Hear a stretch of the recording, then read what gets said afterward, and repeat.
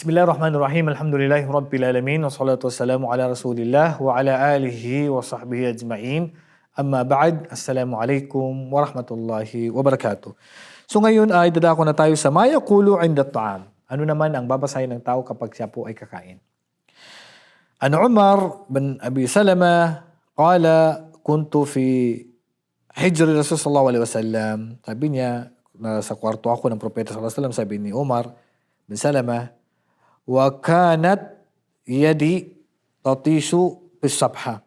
Sabi niya na nung ako nasa propeta sallallahu alaihi wasallam, ang kamay ko ay kahit saan-saan ako kumukuha ng pagkain sa may plato.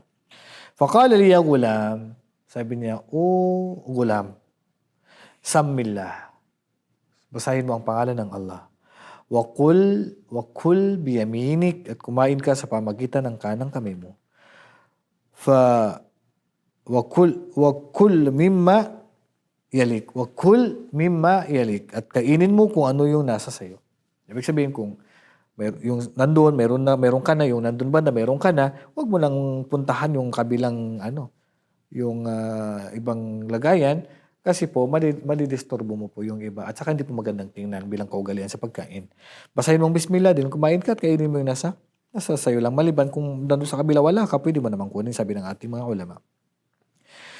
Sa hadis ni Aisha radhiyallahu anha, qalat qala sallallahu alaihi wasallam, idza akala ahadukum, ang si Aisha radhiyallahu anha, sabi niya na sinabi ng propeta sallallahu alaihi wasallam na kapag kumain ng isa sa inyo, falyaqul bismillah.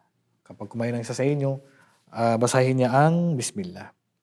Wa idza nasiya fi awwalihi, at kapag nakalimutan niya basahin ito sa simula, falyaqul bismillah fi awwalihi wa akhirih.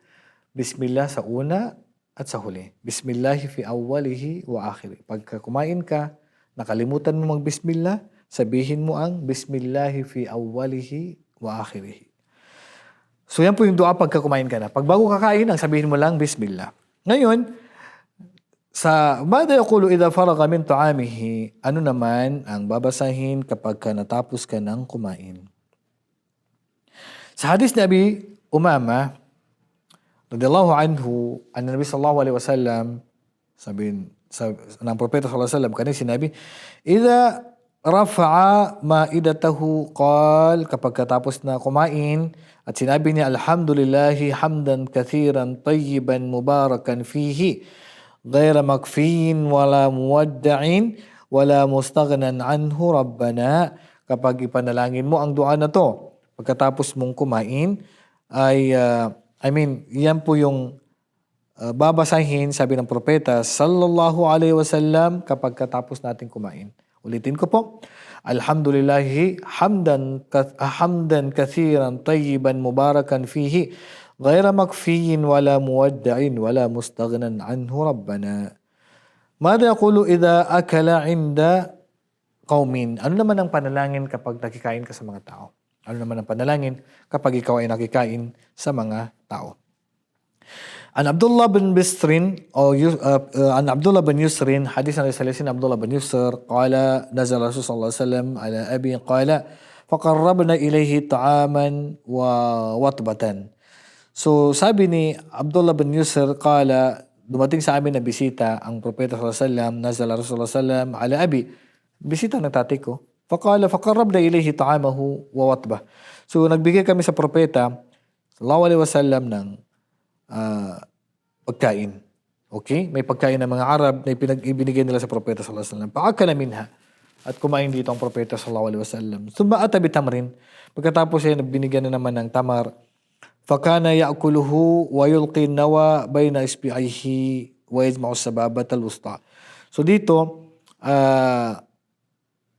paraan ng pagkain ng propeta sallallahu alaihi wasallam, siyempre inahagis niya, tinatapon niya yung mga buto, at saka iniipon niya yung pagkain sa, ibig sabihin, tatlong daliri ang ginagamit ng propeta sallallahu alaihi wasallam.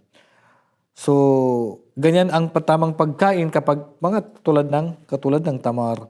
Then, ang propeta sallallahu alaihi wasallam, paqala abi wa akhadha bil jami dabbatihi, pagkatapos kinuha niya yung kanyang hayop, ud'u Allah lana. Sabi niya, Rasulullah, ipanalangin mo kami. Ud'u Allah lana. Sabi niya, panalangin mo kami, ya Rasulullah. So, anong dua ng propeta sallallahu alaihi wasallam? Allahumma barik lahum fima arzaqtahum waghfir lahum warhamhum. So, yun lang ang hiningi ng kanyang binisita. Ya Rasulullah, ipanalangin mo kami sa Allah subhanahu wa ta'ala. So sabi ng Propeta sallallahu alaihi wasallam, Allahumma barik lahum fima razaqtahum waghfir lahum warhamhum. So pwede mong ipanalangin ang dua nito sa mga tao kung saan, kung ikaw ay pinakain nila. Okay? So yan po yung dua para sa kanila. Na idinoan ng Propeta sallallahu alaihi wasallam sa kanyang nabisitahan.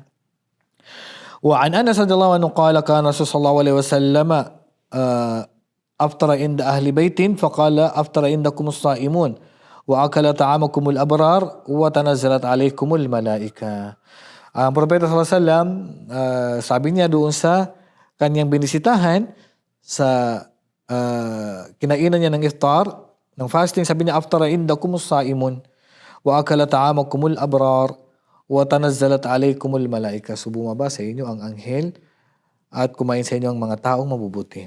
At nagkumain sa inyo ang mga taong nag-fasting. So yan po mga kapatid, ang panalangin kapag tayo po ay nakikain sa mga tao po. Iduduan natin sila. Wallahu a'lam, sallallahu ala nabiyina Muhammadin wa ala alihi wa sahbihi ajmain. Assalamualaikum warahmatullahi wabarakatuh.